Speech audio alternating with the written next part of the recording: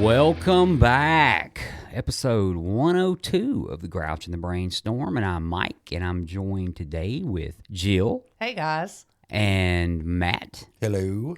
And we are the Grouch and the Brainstorm Video Edition. Oh, well, just look at us. Hopefully we'll get this thing figured out eventually. Y'all got to be having fun making fun of us doing this because we've been jacking with it, the cameras, and so we hope y'all are enjoying the chaos so far. But before we go too much further, we're going to find out, Jill, what have you been up to? Well, always, work. And I mean, our temperatures are getting down into the teens. So Very cold. kind of re-winterizing, making sure my boys and my girls. And when I say that, Chunk and Bud and my chicks, and everybody is safe and not freezing to death or their water and stuff like that. That, and I can't really say much more is going on. Now, do you let these animals in while you're doing that? They all have shelter, enclosed shelters. So the pigs choose to stay inside. They have 2 heat lamps and they just love it. They just snuggle up within the straw and the alfalfa and their blankets. Well, like cattle, the animals are built different too. I mean, their pigs, skin's real thick and it's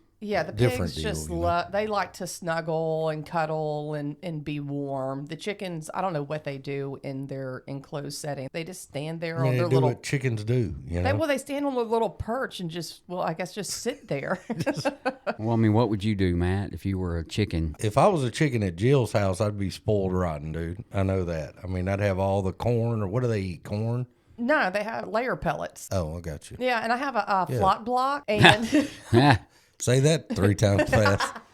And see what comes out. Yeah. No. The flock block is a big block full of like seeds, minerals and nutrients, and nuts, and I don't know, something like that. It's a little treat for them. Yeah, they're just chilling. Yeah, some days I let them out to free range, and some days they just stay in their. They ever go down towards Popeyes? Whenever? Mike. Southern class. Mike.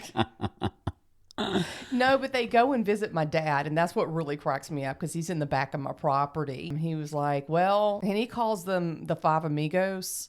He's like, the 5 amigos were here. They shit all over my warehouse. And then bounce. Well, what they also do, he has 2 cats. So they make a beeline the second I let them out to my dad's to go eat the cat food. And he gets all pissed off because your damn chickens were over here eating, my cat's food. And the cats are scared to death of them. And I was like, that's your damn fault. Yeah. But anyway, just typical country things. Living out in the country. Living out in the country. Well, you seem to make a pretty good comeback from your ailment you had. Yeah, the cold is almost totally resolved itself. I mean, that was just a good old-fashioned cold. Stomach still giving me some issues, and I have a follow-up this Friday to see, where we go from there. For all the big stuff is negative for, and that's good. I drank a second cup of coffee today at work, and that didn't go so well at all. I vomited at work. How many times I vomited at work today? I don't know how many times I did that before sobriety, though. That was kind of normal. Oh, absolutely. But now it's just, little things We're are horrified. agitating. We're like, oh, I puked at work. And I'm like, oh, yeah, I did that 10 million times before, Yeah, I'm going to have to make the change, I believe, to probably tea or something that's not as harsh on the stomach. But I'm looking forward to some answers, and it may be that I have to change my diet completely. And I have changed a lot, since then. So, that happens. We'll see. I'm getting old, man. This is year 50 for me. Yeah, you're old. It's a big year. It is a big year, and I'm starting to see that things are just starting to fall apart. Right? I was like, what's this ache in my back? What's this ache in my knee? And they're like, guess what? You have arthritis. You're an old person. You're elderly now. Everything they said was going to happen did. Well, my dad's like, William, because, for you guys that are listening, he has never called me Jill, ever. He calls me William, and he has my whole life. And he's like, William, it just doesn't get any better from there. I was like, wow, that's comforting. It's all downhill. Yeah. Yeah, I get it. So, Matt, what have you been up to? Speaking of getting old, man, I had to go to the doctor 2 days ago, and then my doctor's like, so we did an alternative on that thing right there called the old colon check it out thing, Yeah.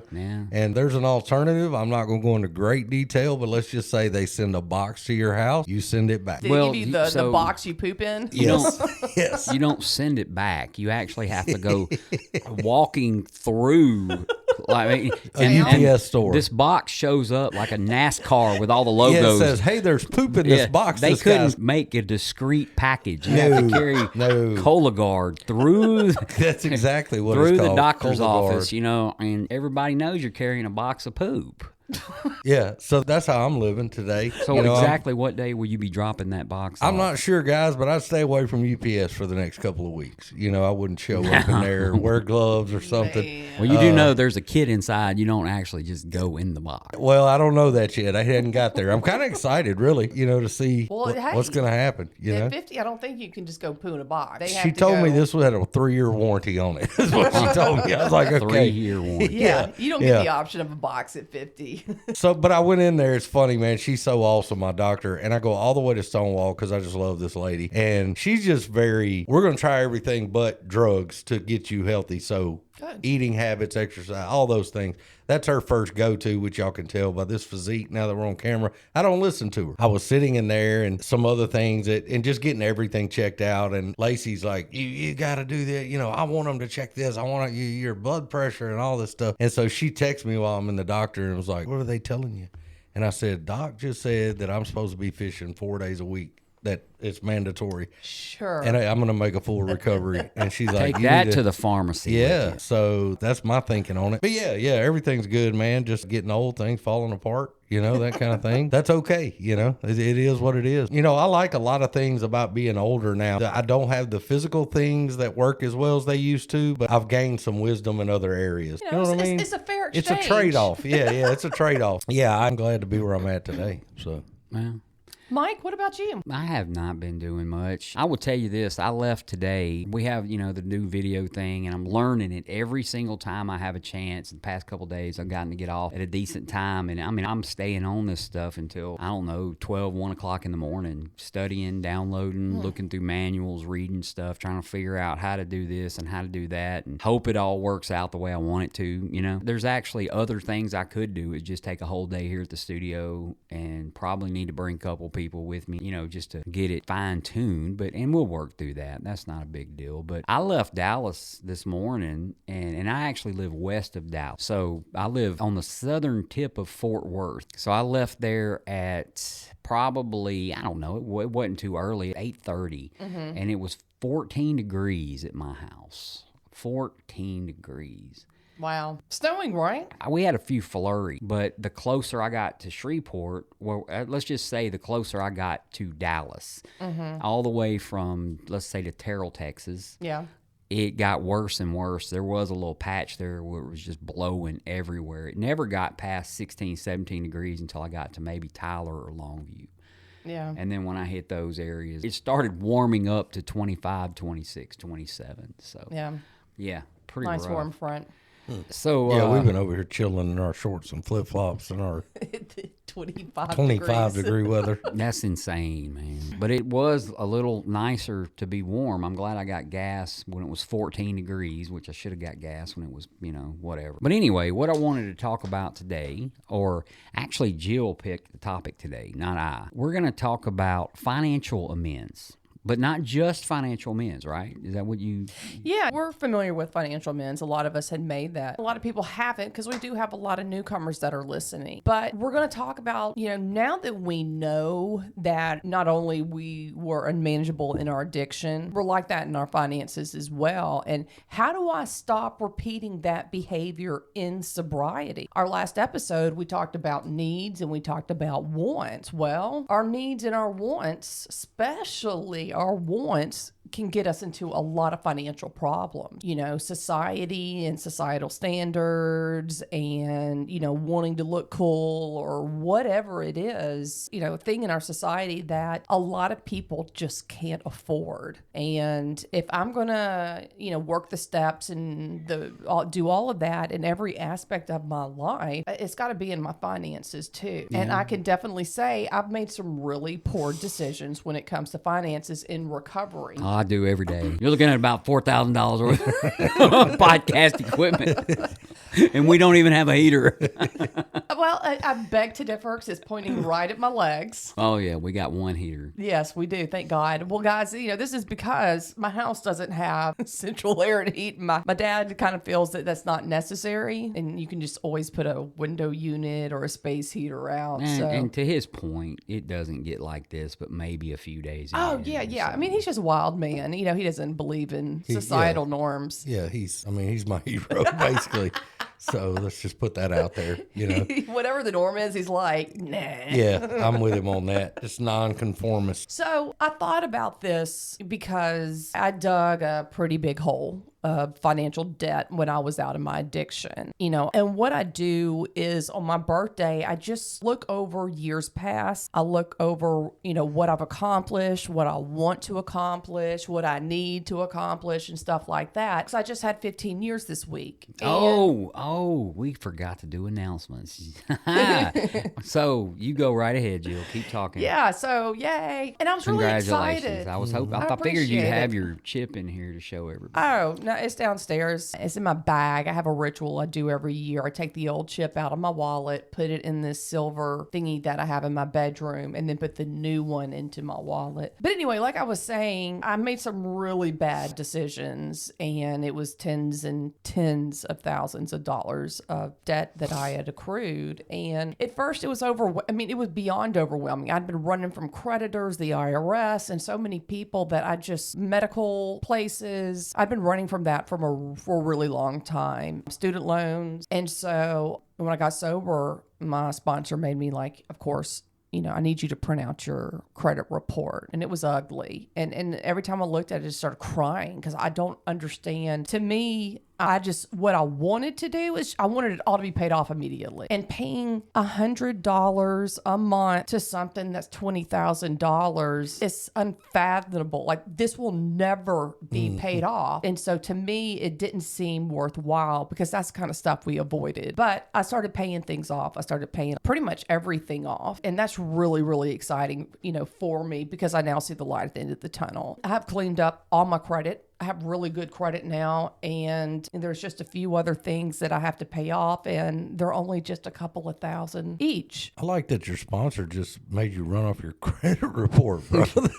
That's wild. I didn't even know you could do that. It was part of the financial amends. Wow, that's a great idea. I just never have you ever heard that? I don't know if I've ever heard anybody I don't know if me and my sponsor ever even discussed credit, but I guess everybody does it different. We didn't go in depth on credit, but we talked about financial, but just not. Yeah, I made the financial amends to my family, awesome. but she was like, let's clean up all the other wreckage. That worked. Your family turn you over to the credit bureau?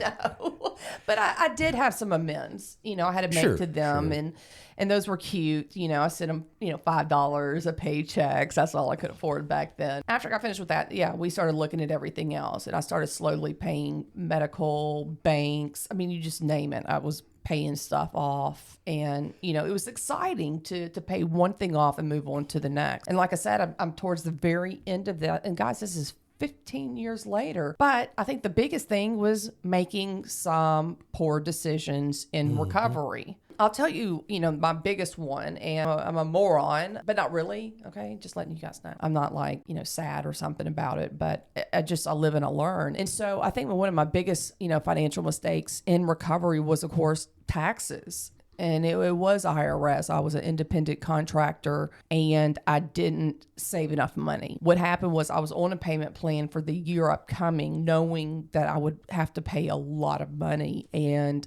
when I became a state employee, I just stopped paying it because I was like, oh, I'm good now. I'm not a contractor anymore. Right. They're just going to take the taxes straight out of my check. And they were like, no. And when it came tax time, no. And I was like, oh, man, so that wasn't a thing that I just made up? That's not cool. Y'all should have said something, Yeah, and I was like, damn. So I had a pretty nice little chunk of change I had to pay, and I'm still paying it right now because it was just about 4 years ago when I did that, and I was like, I want to kick myself in the ass for that. But you feel better when you do it. The starting on the paying the $5. Oh, yeah. That's the trick to that whole thing is not the finalness of it. That's great. That has its own thing of going, I paid it off. But when you can start going, hey, man, I'm giving you $5 here every week. I'm doing all I can do. Yeah. Well, And- and now I'm making a lot more money than I used to, and I can pay a lot more. But yeah, it's nice. And I know that will be over soon. And once that and two other things are paid off, which are around, I don't know, 1,500 and 2,000, like I will be debt free for the first time in my life. That's awesome. You know, I had to learn how to budget. I had to learn the difference between my wants and needs. I'm not going to lie, I have a problem with shoes. I will spend some money on shoes. Says every woman ever invented. I And Mike can't- Lawson. Dude, I bought Mike's shoe game Mike, is strong. yeah. I think I bought a lot of shoes last week alone. I found this new shoe called Oliver Cabell, and I'm just Loving it. By the way, you remember all them shoes you gave me? I took to rehabs, and them dudes was sporting them shoes. They were like, "Who donated these?" I'm like, "The shoe man." The So- shoe I man. like shoes. I got to admit, Yeah. I'm kind of Yeah. different when it comes to shoes. And I probably, spend a little bit more money on clothes than a lot of people do. So, but I do make sure that, one thing that I worry about is my retirement. And I'm not saying I worry about it, that it gives me anxiety or it keeps me from doing my day-to-day activities. It's just that a lot of us get sober in our 30s, 40s, 50s, and we realize we don't have anything. We don't have a retirement, nothing. Well, I'm not passing up a good pair of shoes for retirement, Jill. I'm sorry. Ain't nobody looking at my shoes when I'm 75 Well, years old. What I'm just kidding. that's not what I'm trying to say. But anyway, I make enough money. I can put money aside. I can put money in deferred compensation. I can put money into my retirement and also pay all these bills at the same time. And I can imagine, and this is just me speaking, but I can imagine not a whole lot of active addicts and alcoholics are thinking about deferred income and, after tax 401k and all these other things because, think about it. It's just a minute part of life. We'd much rather have that money for whatever it is we need or we have want to have. in that moment because we are known to be a little impulsive. A little bit. Slightly. Just a touch. Well, and this is the deal. I didn't start my retirement until I was 45. That And makes me feel good because I'm 45. So. Yeah. And so, I was working, running a well-known women's home here in town. I was just like, I need benefits. Like, I just need benefits. I love my job. I love what I'm doing, but I really would like to retire before I'm 90. So I have a very aggressive fund and different things going on right now because I have to. And so right now that is that's a need to me. I Sure. want to be able to retire at a decent age and, do the things like travel and those little things. It may mean that I can't do a lot of that right now. And I know I have a lot of friends, that have asked me to do some great vacations. I'm like, I'm sorry, I don't have that kind of money. I mean, I can go to Arkansas for the weekend, right? Or Oklahoma. Yeah, it's like an hour away. Right. Go kayaking or something, but I can't go to another country and do those kind of things. And I don't have all the things that I want, and that's okay. I would like some donkeys and some goats out here, but that's not feasible for me right couple now. of jackasses sitting Yeah. there beside Right you. across Yeah. the. Two Yay. jackasses right here with you, Jill. Well, and I heard this great story on a podcast about these people. They were on a trail somewhere in the mountains, and there were 10 people walking their pet donkeys down the trail, and I was like, goals. Yeah. Anyway, so Goals. Pet donkeys down the trail. hey, why not? I can imagine that's not very expensive. Well, I mean, okay, well, it is because there's feed, Well, I'm there's wrong. hay, there's fencing, there's veterinary, Donkeys managed to make it for a long time without all that stuff, right? well, There's they- a difference between need and want. fencing costs a lot of money. And so that's something I'm having to. That is a sport I never got into. Okay, I can't even watch it on the Olympics. Well, yeah, because it's boring as hell. We're not talking about that kind of fencing. Hopefully, my donkeys won't be doing that because that'd be odd. But Fencing donkeys. Hey, I've seen worse. Go ahead, Jill. I'm sorry. no, you're all good. I'm really happy and pleased where I am financially too. And it's so satisfying to know that I am setting myself up for success. Success in 15 years. That was never anything I thought about in my addiction. I was just trying to make it through the day. I think that's our attitude in early sobriety is like we have that mess and it's like I'm just trying to make it through right now. Like I want to pay this bill. I want, that's where the help comes in. That's why I was amazed. You're like, she said, pull your credit report. I'm like, "Dang, that's Yeah. the way to do it. Well, it was something that was impeding my growth and recovery. I was so anxious and it was making me cry. I mean, because the first paycheck I had in recovery, the IRS called my place of employment. First one? first one. They're waiting until Usually soon takes she way works, longer we're than taking that. her money. No, it was They saw that Lampshire. I knew you were royalty. police. For in my Sorry, I the didn't mean to say your business name. manager. That's okay. I don't care. My business manager called me and said, "Hey, I need to talk to you. The IRS just called. You need to call them because they're going to garnish your wages." And I was making $8 an hour. I was like, I don't know what they're going to get from me, but that started my first payment to the IRS. And I remember crying because I'm sorry, I'm making $8 an hour. How do you want me to pay $8,000? Yeah. They're like, the minimum we can take is 100. I was like, but I don't have that. Like, Might as well be $1 million. right. Well, and for a lot of us, it's that all or nothing kind of thinking. Oh, if I can't pay all of it, well, guess what? I'm not paying anything. Tell them checks in the mail. Yeah. Well, what I used to do was just tell them to go, beep, beep, go beep off and hang up. Or just on 'em. answer the phone in a foreign accent. I can Hello? tell you No, she's not from here. experience, if you're going to tell somebody to beep off, not the IRS, maybe the CIA or the FBI. Any of the other ones. Sure. Yeah, just not the IRS. I was quite a little ruthless. I was very ugly to creditors. I don't have them calling. I don't have mail coming in threatening to sue me and stuff like that. And that's nice. That gives me peace. It gives me peace to know that I'm working towards something that is not necessarily anywhere near now. I call that junk mail. Well, and it was junk and it went straight in the trash. But you know where that got me? Where I am now, paying off debt. I think a lot of people in recovery, what we want to do is get sober and immediately get back to where we thought we should be in life. And so in my mind, where I thought I should be in life at 35 was, well, making 6 figures, a very nice car, a very nice house, and all these things that just weren't quite there yet. I didn't realize that I had to baby step to those things like everybody else did, but they were doing it when they were 18 and 20 and 25 and 30. Well, you also can't necessarily compare your insides with other people's outsides. Oh, no, you absolutely can't. And there were a lot of lessons I learned throughout that period. And it had a lot to do with, impulse control, budgeting, patience. A lot of patience. Because, I'm doing great right now and I feel really good about things, but am I anywhere close to where I thought I would be? Absolutely not. And that's okay because that was ridiculous, delusional type of thinking. But like I said, I have to have some type of self-control. I think a lot of us, what I did, another way I got into trouble is getting a credit card because there I am getting the things that I want without thinking about paying it off. And then all of a sudden I'm maxed out. Yeah, and you're stuck with it. Yeah, and I'm stuck with it. And so I'm not buying anything that I don't need. And so therefore I'm able to pay off my credit card debt every month. And that is really nice. And I'm almost done with that. And you get a lot of good Sky Miles out of that. I don't have the Sky Miles. Well, you might want to change cards. Well, I need to pay this one off first. Well, yeah, you can switch your balance over. Yeah, I'm just not messing with it. Okay.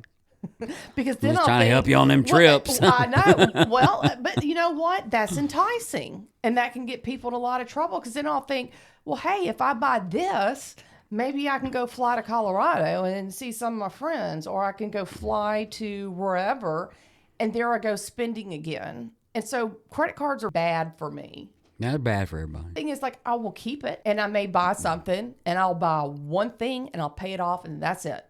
And keep it like that and not just think that, because what happens, you start buying these things and you're like, and then the next thing they add up and you're like, wow, I just bought a couple of things. Well, how do I have a $3,000 balance? I think this is a really, really hard thing that a lot of people struggle with and they may not talk about it. Yeah, I agree, man. I think we all, to one way or another, and it's relative to where you're at financially, but I think we all have financial issues. I don't think you come out of this and getting sober and go, oh, I had perfect financial dealings with everything I did. There's something along the way. But I think the thing with that is you're talking about the impulse and the instant thing. The big part of that is when you identify what they are and you start working at them, it's just like you being sober 15 years this week. You didn't do it all in one day.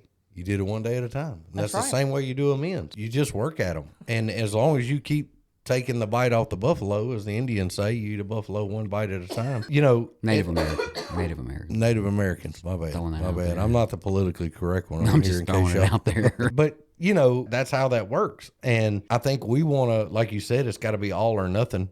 And it's like, oh, I owe them 20 grand, but I'm working at, you know, a car wash right now and I make $20 an hour or whatever it is. That's not going to happen. You're not going to write a check for that. It doesn't add up. But I think the feeling you get from starting to work on that stuff is just like doing the steps for me. Once I started into doing the 12 steps, I felt way better than I did just sitting. Yeah. Well, what I find interesting is that, you know, we're a society of immediate gratification, and there is a reward to buying these things that we want. I'm not talking about, and sometimes the things that we need, it makes us feel good. So shopping became a really big problem for a lot of people because that makes us feel good. It releases, you know, those feel good hormones and things like that. And I'm not going to lie, I like nice things. And normally when I do get them, they're from family members because I can't, you know, afford stuff like that. But What kind of nice things are we talking about? Jill? I'm not mentioning anything over the air. But anyway, Okay.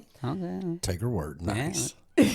well, you know, the thing is, like, I'm getting that same gratification paying off my debt. Yeah, It feels so yeah. good to look at my balance go from 2,000 to 1,500. And that's my payoff now, not getting something new and shiny and going, oh, this is going to make me feel good, but then it's going to go away. And what am I going to need to do next to get that same high? Sure. Yeah, it's probably one of them episodes I need to be listening to instead of participating in, to be honest with you. But I can understand that. That makes perfectly good sense. I remember whenever I got sober, I had actually started making some financial amends. And really the only amends I had a financial amends to my parents. Mm-hmm. My parents had actually given me some money for my divorce, my very first divorce, and they paid for my lawyer. And I really did not make a huge effort to pay them back until I got sober. Yeah. And I justified that. Like in my head, my justification was, well, I've never had to have my parents give me anything up until this age. And now I can just take and I would tell myself whatever it was, right? And I mean, but then I got sober, and that wasn't even something my sponsor had me do, right? It was just something that after a little bit of recovery, I really need to take care of this. This is one of those things that is going to bother me for an extended amount of time. And actually, when the time did come, I remember I paid them back, and I actually paid them back extra for the interest because of my hesitation in paying them back. Wow. And you know what's really cool? You did that on your own. Yeah, that was not prodded by a sponsor. And I think about the time that happened, the gratitude phase of recovery had kicked in. I was past blaming everybody for my problems my whole life. And, so you get to that point where I can do something to give back and maybe a little more to make it even better. I'm very fortunate. I'm very fortunate in a lot of areas of my life. And, I haven't had to get money from my parents, since then. To be honest with you, I don't know if they have it, and I don't know if they had it back then. I just know that my dad had actually went out and got it and kind of surprised me. And then so my lacking in paying them back was probably going to be a source of guilt. Matter of fact, I'm going to say probably going to be. It was a source of guilt for me. Yeah. And so I've started on paying them back pretty quickly. Mm-hmm. And that was pretty cool. Now, one financial amends, I can tell you that, heck, I don't know if I make it now, but I had a stack of tickets in my speeding ticket in my glove compartment of my vehicle. Fine. And yes, I did. And I remember me and my ex-wife drove to Natchitoches, Louisiana. And I remember thinking I might not come out of it. I think I sent her in to pay it, to be honest with you. Right. You're like, they're going to put me in the slammer. I wasn't sure If what you was see going Dog to the happen. bounty hunter there hanging around while you pull up, they're probably looking for you. But we did. We drove to Natchitoches. We drove several places, and one by one, I paid those tickets off. Yeah. That was pretty cool. I can say this, but any kind of financial stability in my life, and I'm still not going to claim financial stability, period. I'm sorry, but when it comes to this subject, I am very irresponsible and immature when it comes to money. I just am. But any kind of stability did not even begin until I was sober. Yeah. and probably a year or two sober. And I say that and I look back and I don't know what happened. I just know that I got sober, and for the first time, and this is the kicker for me. We see that promise that says, that financial insecurity, the fear of financial insecurity will leave us, right? Absolutely. And that says the fear will leave. Doesn't say financial insecurity will leave us. The fear of financial insecurity will leave us. And to be quite honest with you, that's not something I really think about. I don't either. I don't think about financial security. Maybe I should. I'll be 52 years old here in about, I don't know, 8 days. And to be honest with you, on my 52nd birthday, I also will celebrate 5,000 days of recovery. Wow. Cool. And for some reason, it just added up to where February 27th, 2025 is 5,000 days away from June 21st, 2011. Isn't that, I don't know. I don't really do coincidences very much, but I think it's pretty cool. Did you ever think sitting in Brentwood you'd have 5,000 consecutive days? Man, I don't think 5,000 minutes. I wasn't thinking when I was sitting in Brentwood. That was some Space stuff cadet, there. yeah. My kids were in the car with me, and I was joking with them last night on the way to basketball practice, and they're hooping and hollering, all three of them boys just being knuckleheads. And I said, look, man, keep this up. I'm just going to stop at Brentwood. I'm dropping all three of y'all off. And the little one goes, what's Brentwood? And I'm like, how do I tell him what Brentwood is? So we had a long discussion about Brentwood. You like so, well, you could go for various reasons. And, we talk about financial insecurity and stability and all this stuff. I got a little story about Brentwood. When I got out of Brentwood, and this was not my first time in Brentwood, okay? But when I got out of Brentwood, I was at the desk. They're telling you, go to AA meeting, take it easy, relax. And I'm waiting for the by the way. You get to the desk, and they're like, by the way, Mr. W, you didn't have insurance. And I was like, what? Yeah, I've had insurance, my entire life. And they're like, yeah, you didn't have insurance, and before you leave today, you've got to pay. And I'm, what? No, I don't owe y'all $13,543. So, it was one of those things where they said, hey, we'll send you a bill. And that's been almost 14 years ago, and I still haven't got a bill. It's never been on any credit reports. So I'm guessing Climbed out a window. Insurance that I actually did have at some point kicked in, or somebody seen something, or whatever. But yeah, I've never gotten a bill for Brentwood. But when I got sober, I owed doctors' offices. I owed a lot of hospitals. I owed those tickets. I mean, I just, for some reason, my mentality was, if I have to go to the doctor, I shouldn't have to pay for it. I have insurance. That is, if you go to the doctor. If I have to go to the hospital, I shouldn't have to pay for it. I have insurance. If I, if I get caught speeding, I shouldn't have to pay for it. It's, My brother says he pays taxes, for those roads. He should be able to drive how he wants to. Well, yeah, I mean, they don't agree with you. Yeah, they don't like that. They don't agree. State of Louisiana says different. And so another financial amends, now that we talk about it, or a financial thing that happens, though, is, you might be a year in recovery and your driver's license expired and you need a new driver's license, and you go down to the DMV and there's 1,800 red flags, and they're like, oh, well, you got to pay a minimum of, I don't know what the price was, but this happened to me. I went down there, and I think this was pretty cool, because for the first time in my adult life, I actually went back and I lived my life like a child up until 38 years old. I mean, and I had two of them on my own, right? I lived like, if you ever see Arthur in the movie Arthur, that, to everything be damned, but I actually sat down on my own without my mother doing it for me, because it would either be my mother or my ex-wife. And I actually sat down and did all the research to go back and get a lot of these flags taken off. So, some of them were for cars I had sold or traded in, and they didn't turn tags in or something. And I did all of that research. And I tried to get my mom to do a lot of stuff for me after I got sober. And she basically said, Michael, you're going to have to start doing this stuff on your own. And that's for the first time. Big lesson right there. No, it will see. That's the thing. The hard-headed, spoiled-ass 38-year-old child instead of saying, Mike, you really do need to do that. No, it wasn't like that. It was, I can't believe she did that. She does for whoever. And I just, in my head, man, and I look back now and I think, what a gift. Oh, man.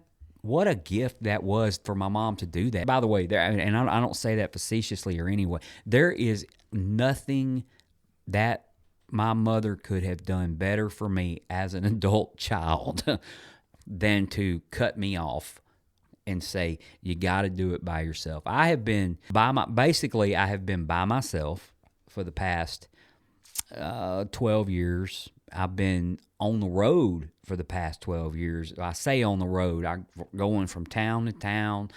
And I started moving in about 2014, so about the past 11 years. I've been so on my own, on the road, and Mama wasn't going to take care of it. She wasn't going to call that apartment complex and see if they had a room, and she wasn't, And don't get me wrong, my daughter does a lot of stuff for me. She'll call and cancel a doctor's appointment or something like that. But, I used to have my mom do everything. Yeah. And so I just now thought about it. I had this wow moment. Thank goodness my mom kind of said, Michael, you're going to have to do it on your own. Ain't it funny how we flipped the script on our way of thinking, though, from, I can't believe she ain't going to do it, till you look now and go, man, that really got me out where I needed to be. Like, and that's really interesting that, you mentioned that, because it is a big thank you. Because, my pattern of behavior as an adult child was, I was very blessed, and I had parents that enabled me as well. If I needed something, I'd go to my dad. I needed something, go to my dad. Needed something, go to my dad. And that stopped. Because I'm not going to lie, when I first got sober, Dad, I have all this debt. What am I going to do? Can you help? And he said, no. He helped me with a few things that at the very beginning, like paying off all the parking tickets that I owed. And that was a lot of them. And getting my car, my insurance and all that, and driver's license all reinstated. So he said no. And I remember being like, I can't pay this. And pulling the old, my old manipulative behaviors. I tried. And he said, absolutely not. And you know what? Thank you. Yeah. Thank you, because it has taught me some of the biggest financial lessons of my life. Will I go out and do these kind of behaviors again? No. Hell no. Absolutely not, because that's the kind of stuff that if I get into those old behaviors, start picking up parking tickets and not caring about things like that, and credit, whatever it may be, not paying my bills, then I'm going to get stressed again. I'm going to get nervous again. I'm going to get all these negative emotions. And, those are the kind of things that lead to relapse. I also don't want to be that same bratty, entitled little shit. And how old were you when you got sober? 35. See, 30, 34. If I was 38, like Bill Wilson was 38, 37, 38 when he got sober. I was 38. And a lot of folks are 37, 38, believe it or not, when you ask around. Yeah. Clock starts ticking, maybe. But if you look at Bill Wilson's life, I was a child. Like, I just don't, this dude at least lived like an adult. Yeah. I mean, he paid his bills at a delicatessen. No, I had, Yeah, no. I had Arby's in the back seat. I mean, Right. that just doesn't. But in the 12 and 12, it may be the 12 and 12. Don't get me to, it says there are only two sins: standing in the way of our own growth or standing in the way of someone else's growth. Mm-hmm. And I think a lot of the more mature people have realized that and have learned to say no, and not for any other reason but this person needs to figure out how to do that on their own. Right?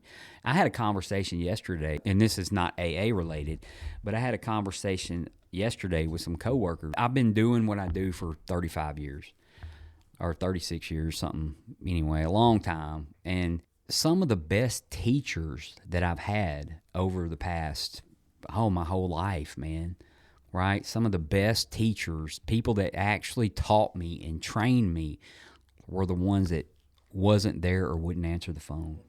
Right. And that's the truth. I mean, it's like you accepted that position, figure it out, bud. And even now in the position I'm in, I think there's like 450 people in the facility, and I directly manage about 16 or 17 of them, you know, directly.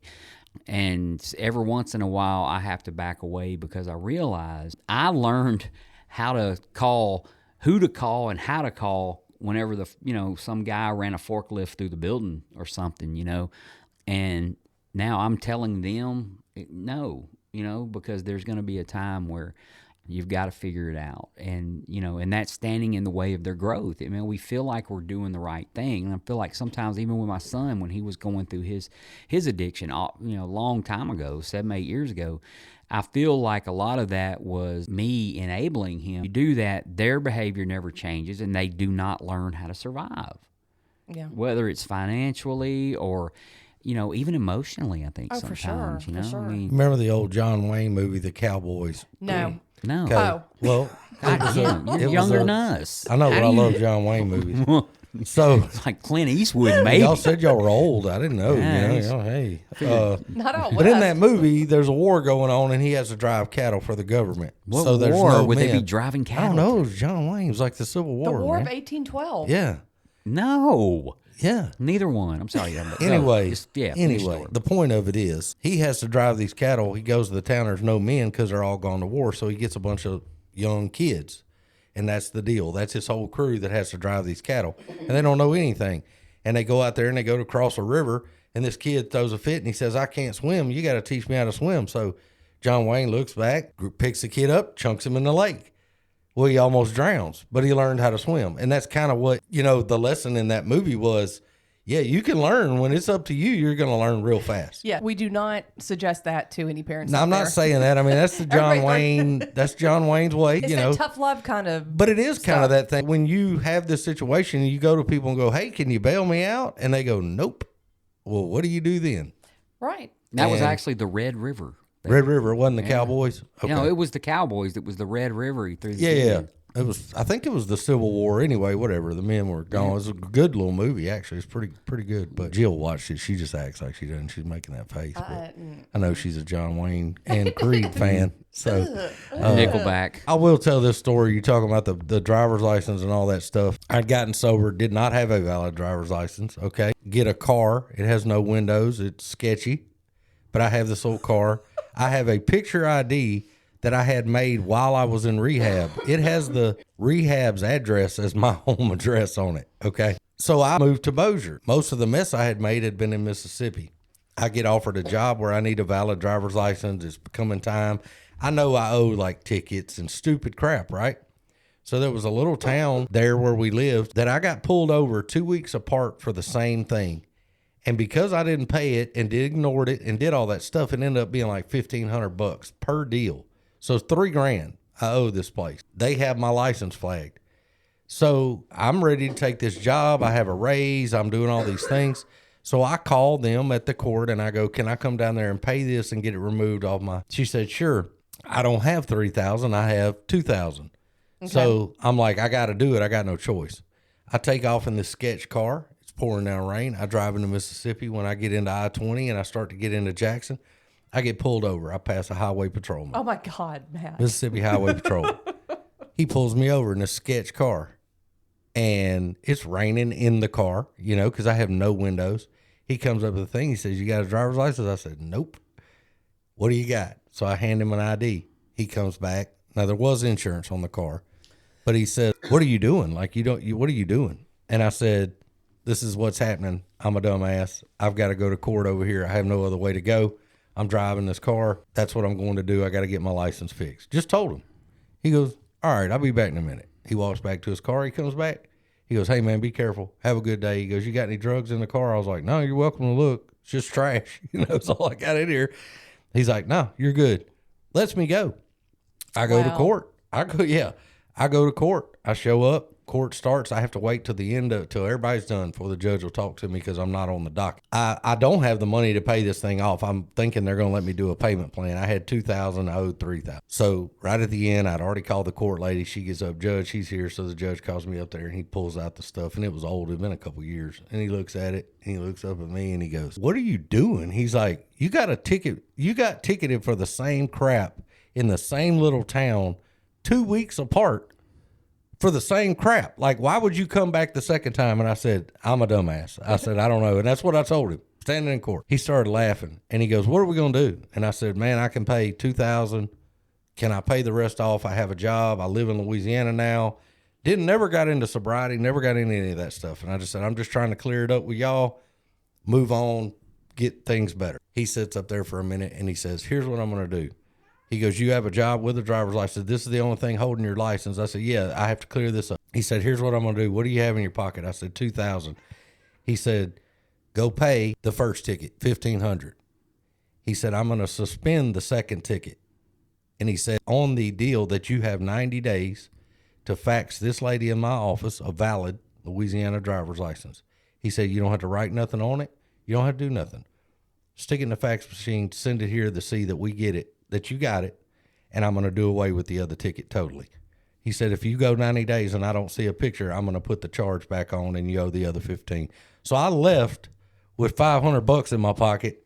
You know what I mean? Yeah. And got my license the next day. But you actually came out $1,500 ahead, right? Well, I didn't end up owing the second $1,500. That's what I'm thinking. You came out $1,500 ahead. But I mean, I went there thinking I'm gonna be begging, scraping, and borrowing. What state was this? Mississippi. Oh, okay. The one me and Surprised Dickie are not allowed surprised they back didn't into. tell you to take it to the casino and double it. Well, and come back and pay your ticket. When that state trooper got behind me, I was like, yeah, those curtains, boys.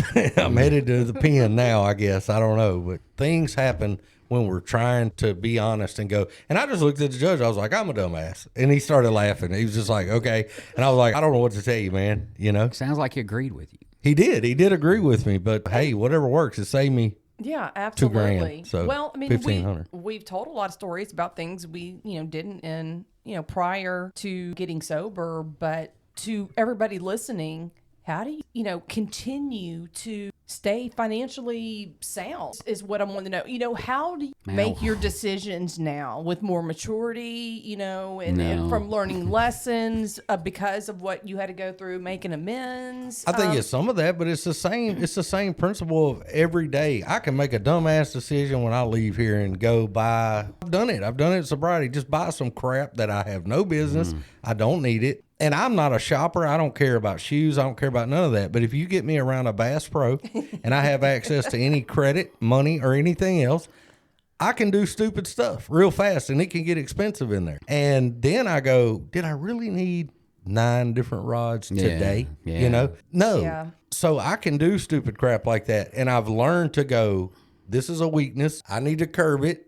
So even if I have to cheat it a little bit, if I have to go to Bass Pro and get something for fishing, I don't carry all my money. I mean, it's almost like. And that's smart. I have to know myself a little. And I guarantee when you were checking out, they say something like this. Would you be interested in a Bass Pro Shop credit card? Oh, yeah. And you I've can got get one. 10% off your purchase today. I will tell you something really cool, No, too. it's like 15%. I love to fish. Bobby, a couple get a of years free ago, hat. Bobby and I fished together a lot. And, get out. I bought a fishing rod. It was a big purchase when I first got sober, and I got this little tackle box and I got my stuff. And as things have gotten better and, doing a little better, I did buy a few fishing rods and I started upgrading some of that stuff. Well, case in point, he mentions, hey, he orders new rods every few years or whatever, and they're pretty expensive. And I said, what do you want for the old ones? Because he don't catch at me fish anyway, so they ain't been used that much other than just sit on the deck. You're talking some mad schmack. Yeah, he may be listening. But I'm actually going to compliment him. But he said, who wants them? And I said, I do. What do you want for the old ones? I'll buy 10, 12 of those old ones. And he gave them to me. Nice. So it was like, even then, it just, and I still fish with all those. My kids fish with some of them. And, but I think just being in the thing to going, yeah, I love this brand new rod. It looks cool. But I also have other crap that I have to take care of. And, priorities, knowing what your priorities are. Sure. And I'm going to be mad I bought this in the winter when I'm not using it and I need the money to do something else that is important. Yeah. So restraint.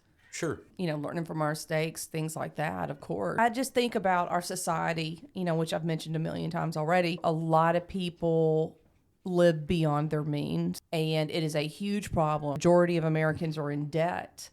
And that's what I think what we're trying not to do is to, if we're going to live and do everything sober and do the right thing, like, this is every aspect of our life, including finances. But I think the ego part too. I mean, with working these steps, that trying to keep up appearances and trying to make yourself look a certain way, like that comes with that ego thing of like, oh, I'm this or I'm that. And I can honestly say that's never been a thing with me of like, I have to have this because you know what I mean? Like, I never had that issue. Y'all can tell by the vehicles that I drive. When you see me ride by, it just says paid for on the side. That's all it says. But, I mean, that's cool. It's nice to have nice things, but I do think a lot of people feel like they're losing out or they're not living life. And I mean, daggum, you go buy a Super Duty truck, it costs more than a house. So I'm not doing that. I got whatever. I'm just not doing it. Yeah, the older I get, the less I give a shit about some of that stuff. Yeah. I mean, there's nothing wrong with toys and having fun and doing all those things. I just think when it becomes a problem where you can't pay your bills, you have this false thing of like, oh, I'm riding around in a jet boat, but I don't have any power on at my house. You know what I mean? Like that's where the problems start. But anyway, I'm probably not the financial guru that needs to be. I definitely ain't. I can tell you that making my financial amends to the people that I knew I owed money to, right, was very self-gratifying. It made me feel better. It's not something I stayed up worrying about or I had to avoid those people. Making new debts or whatever, yes, it happens. It doesn't happen. But my financial amends to people that I really do care about had to be made first. And agreed. I'm thinking I made them. If I'm wrong, somebody will remind me that is in my family and listens to this. And some of them I made anonymously and people don't even know. And that's, so that made me feel better. Because I did owe someone some money and they passed away. And so, I'm not just going to go chunking this stuff out in the woods. So, so anyway, definitely some good stuff here today, guys. Before we go, though, we got to make announcements. We do. Let's do it.